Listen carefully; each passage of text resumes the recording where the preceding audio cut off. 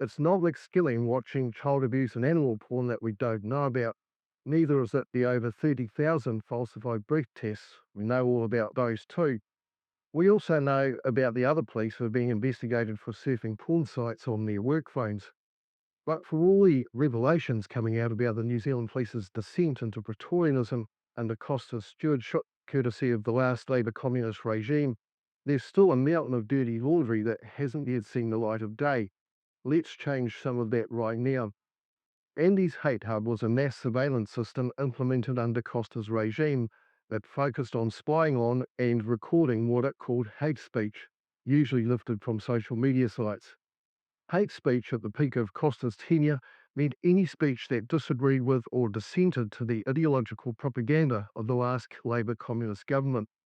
These heinous acts of truth telling and bullshit outcalling would be recorded against the ostensible ultra far right extremist speaker's name on the NIA and used for, among other things, police vetting, whatever that really is.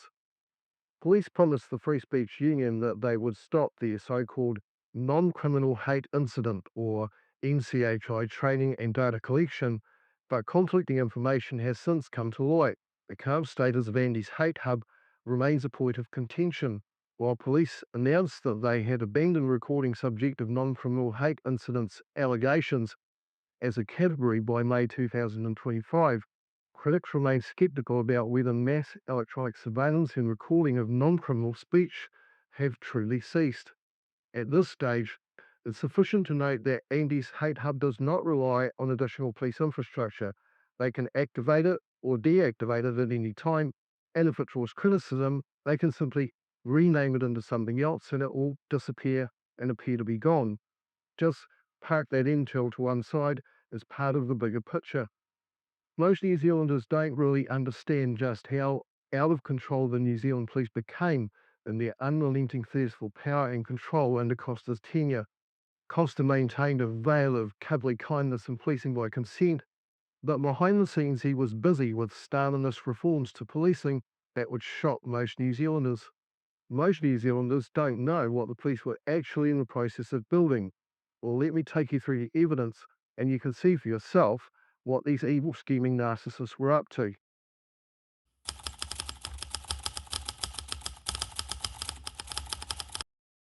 This battle in the New Zealand Police's war on democratic due process came before the court for the first time in 2021 following an investigation in 2019.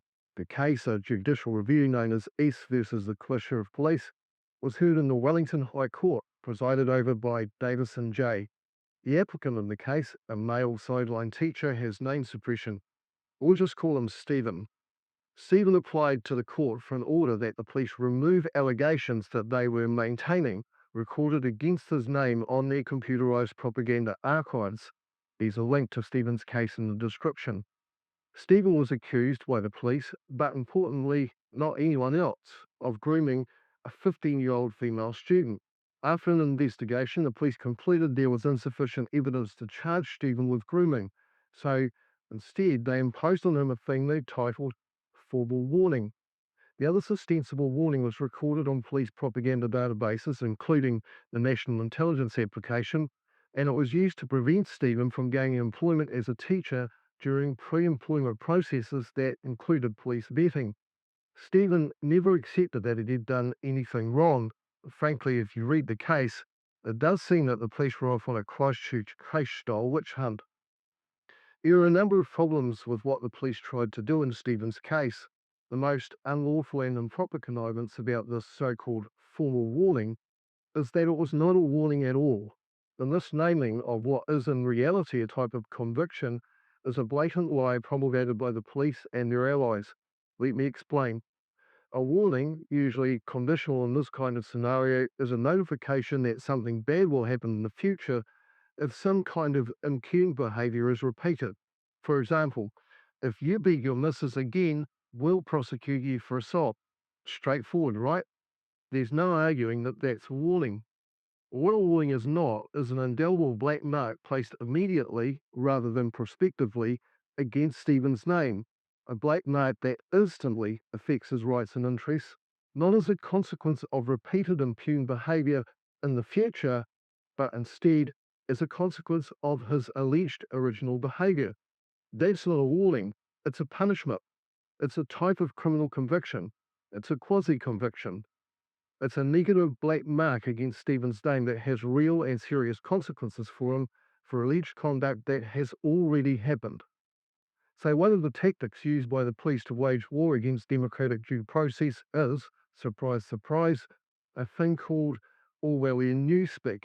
They simply rename a type of conviction as a type of warning, and that, in their mind, solves the problem that police officers do not hold judicial warrants and are not legally allowed to sit as judge, jury, and executioner. That's part of what we call, in the constitutional legal sense, the separation of powers doctrine. In Stephen's case, Davis and Jay discussed the consequences of the police's misnomered formal warning.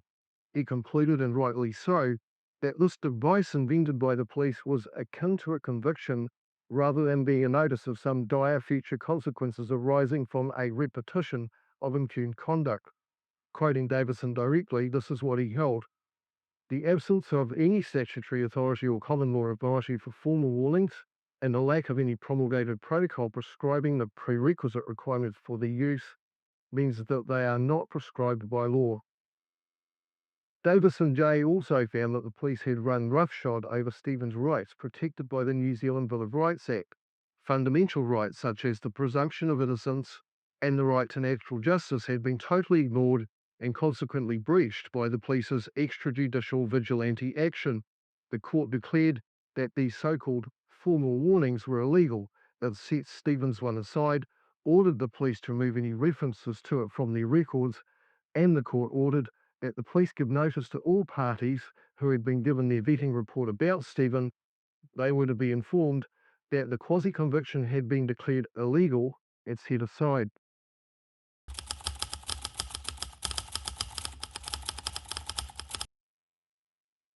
The next case that called these police quasi-convictions into question was by way of a complaint made to the Independent Police Complaints Authority.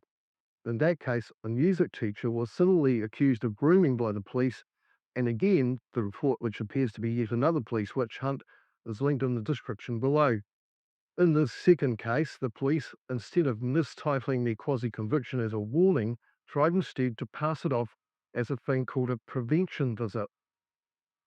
In the context of the music teacher, they recorded an allegation that they conjured up themselves that he had an abnormal sexual attraction to children. This allegation was to be used against the music teacher to prevent him from giving piano lessons to minors. The IPCA has no power to order the police to get back into their own lane, but it did recommend that they should not report what the authority found to be unsubstantiated allegations that the police had made against the music teacher. Unfortunately, the IPCA discussed the rationale for quasi-convictions, but completely ignored the fundamental question of whether they were legal at all in the first place. Davis and Jay was clear that they're not.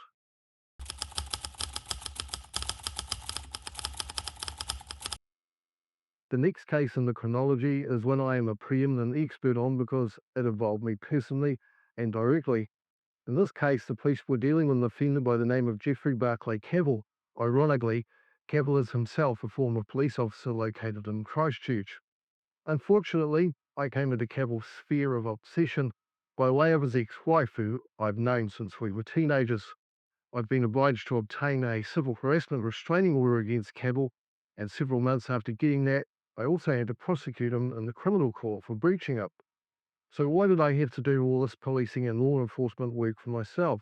Well, what the police did after more than 250 requests for assistance with Cavill's relentless onslaught is they issued him with what one, but two of these so-called formal warnings, one for trespass, assault and battery, the other for breaching a civil harassment restraining order.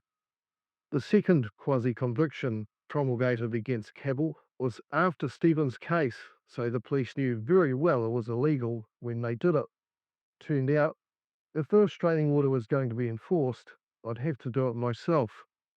The first point to note about the eventual prosecution of Cavill is that this was the first case to come before the courts where a person given a quasi-conviction by the police then faced the prospect of being given a real conviction by a judge for the same conduct.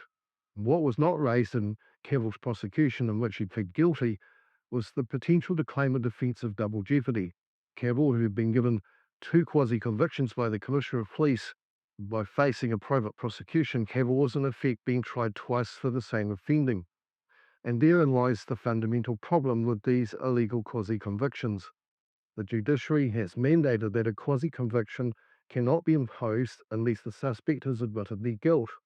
This means that a victim, or for that matter, any random member of the public, can immediately take a private prosecution against any person issued with one of these quasi-convictions, using the police's own record in court as an admission beyond reasonable doubt of the defendant's guilt. In other words, it burdens the defendant with precisely the prejudice that the statutory bar on double jeopardy is supposed to protect the defendant against. That is, while it lasts. It's only a matter of time before a smart lawyer tries to defend a criminal prosecution on the grounds of double jeopardy when the defendant has already been given a quasi-conviction. And my prediction is that such a double jeopardy defence will be upheld by the court, and the consequence will be that more victims will stop reporting crime to the police, and we'll see a corresponding increase in private prosecutions in our courts.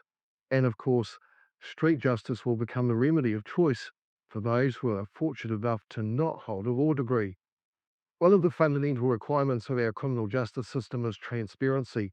Justice not only has to be done, it has to be seen to be done. The idea of quasi-convictions being dished out in the privacy of some police station office outside of the media and the public is not justice being seen to be done. It's a police scam hidden behind your own information firewalls. It is, in effect, a system which provides a type of automatic name suppression, anonymity by default, the very opposite of due process. Quasi-convictions also destroy the credibility of our criminal justice statistics. Who gives a damn about whether retail crime prosecutions are down 20% if quasi-convictions for the same offending are up 40%? Quasi-convictions currently make up over 20,000 criminal offences that were never included in the crime statistics under the last Labour Communist Party's regime. They are too much of a handy contrivance for doctoring statistics. Another issue about Cavill being given only a quasi-conviction for breaching his restraining order is that the sentencing penalties for breaching a restraining order are ratcheted up for each offence. But the ratcheted sentencing scale only applies to real convictions, not quasi-convictions. The result is that an offender can repeatedly earn quasi-convictions for offending that, like drink driving, for example, would result in stiffer penalties for recidivism. They can repeatedly offend without being exposed to stiffer penalties. Whole sentencing regimes are undercut by these quasi-convictions. And it can't be emphasized enough that these quasi-convictions are not just a response to situations where an admission of guilt for criminal offending is being solicited from a suspect by the police. These quasi-convictions are often promulgated for conduct that is not in any sense a criminal offence. The threshold for copping a quasi-conviction is not a breach of the criminal law. Instead, the threshold is offending the subjective ideological sensibilities of a member of the New Zealand police. So anyone could be given a quasi-conviction for things such as, for example, pointing out that a man wearing a dress and makeup is still a man. In other words, you might earn a quasi-conviction for what the police refer to in their propaganda as, and remember this from earlier, a non-criminal hate incident. Now let's take a look at another fatal problem of these quasi-convictions. The judiciary has held that the suspect must consent to the quasi-conviction process. So, what exactly is being consented to? The notice of the quasi-conviction states that it could be used in the course of any legitimate policing functions. So, the obvious thing to do to ascertain what is being consented to is to obtain from the police a list of what they think all legitimate police functions are. But in response to an Official Information Act request that I made, the police were unable to provide a list of what they think their legitimate functions are.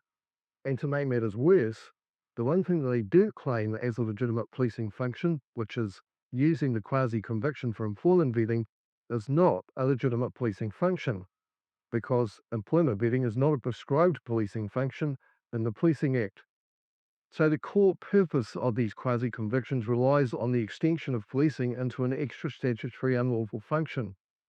The Inability to ascertain what all legitimate police functions are also makes the required informed consent impossible.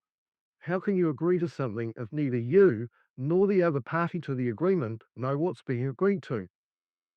The police incursion over the demarcation line between judicial and executive power is breaking hallowed ground that's been sacrosanct for hundreds of years. If the police can invent their own parallel criminal justice process that operates as an alternative to prosecution, they'll only try to expand it. And indeed, there's some evidence that that expansion is already underway. Brodie James Hayes appeared in the Dunedin District Court last April seeking a discharge without conviction, which he was granted. Crown Prosecutor James Connors did not oppose the application for a discharge without conviction, but noted the police vetting process would still record that Hayes had admitted guilt to the offence. That narrative is conjured up straight from the court decisions that I was involved in. So already the police are overruling judges who grant discharges without conviction. Although Hayes was given a discharge without conviction, he's nevertheless walked away with a conviction. It's just a conviction by the Commissioner of Police instead of a judge. The police overreach has also created a whole new supporting ground on which a person might apply for name suppression, the ground that police will illegally disclose your identity for functions that they cannot even name, let alone justify. All this sophistry has been facilitated by the judiciary on the presupposition of special police common law powers that simply don't exist. It is a constitutional failure that police powers in New Zealand are left to the discretion of unelected radical left ideologues who couldn't properly judge a damn cat show, let alone a constitutional legal case. They're more interested in wanking on about a 15 minutes old treaty than thousands of years of respected legal precedents and principles. Turning back to Stephen's case, the police made a submission which really gets to the heart of what the police are trying to do. The police submitted to the court that a quasi-conviction is an alternative to prosecution, and that phrase, alternative to prosecution, is lifted straight from the Solicitor General's prosecution guidelines. Their idea is the exact opposite to what Prendergast CJ held in his landmark position about the existence of native rights. He said, a turn of phrase in an enactment cannot bring into being that which does not exist. But what the police are saying is that a phrase invented by the Solicitor General in prosecution guidelines can bring into being that which does not exist. And what that thing being brought into existence is a third gender to the binary common law rule of prosecutorial discretion, a non-existent space that police want to exist, the space between due process and doing nothing at all. But Davison J. rightly said, prosecutorial discretion is binary. The police can prosecute or not, but they cannot take vigilante action as a third option. Prosecutorial discretion is a common law rule, not some kind of special police rule. It's the discretion that every single New Zealander has in equal measure against any suspect. Imagine what an alternative to prosecution might look like if, say, I don't know, the Mungall mob were considering what to do about one of their cars being stolen. What alternatives to prosecution could we see on our streets? For example, will the alternatives to prosecution look the same as the alternatives to prosecution used in the Philippines? The very phrase itself, alternative to prosecution, is synonymous with extrajudicial vigilante action. It's a phrase that should strike fear in us. It's reminiscent of lynching. It's a phrase that should be expunged from any existence in New Zealand law. As a matter of law and fact, there is no such thing as a legitimate alternative to prosecution. In the most recent media report on this issue, the police have finally conceded that they cannot cast a veil of legitimacy over the 20,000 quasi-convictions promulgated prior to Stephen's case. But in an appalling display of arrogance, the police are now inviting anyone who has concerns about a quasi-conviction they've received to contact police and request a review of their records. Some of the other police think it's up to their victims to ask for the illegal quasi-convictions to be removed from their record. The picture that I see from the evidence is that New Zealand police were building and operating an illegal mass state surveillance system that they've justified and masqueraded at least partly as a vetting service. They're also masquerading illegal extrajudicial convictions as warnings and deciding for themselves what sort of infractions detected should be recorded, and who should be entitled to have access to their spy network's intelligence reports. They're deciding the Overton window for us and growing the spy network that Costa manufactured for them. They're doing serious damage to the credibility of our criminal justice system and undermining public trust and confidence in law enforcement. The only legitimate path ahead for the police is to abandon the whole idea of these so-called formal warnings and their so-called vetting service. If there is to be any alternative to legitimate prosecutions, they must at least be prescribed by law. And that is something for the democratic voice of we the people to authorise with due process through our democratically elected parliament. What do you think? There's been a chorus of calls for a commission of inquiry into the New Zealand police in the wake of McSkimmingate, and I think that's our only hope of cleaning up the New Zealand police and all the Stalinist systems and processes that Costa manufactured behind our backs. Those are my views. Leave a comment and let me know yours. Thanks for watching, give us a like would you, and do hit subscribe to be notified of new content as it drops. See you next time.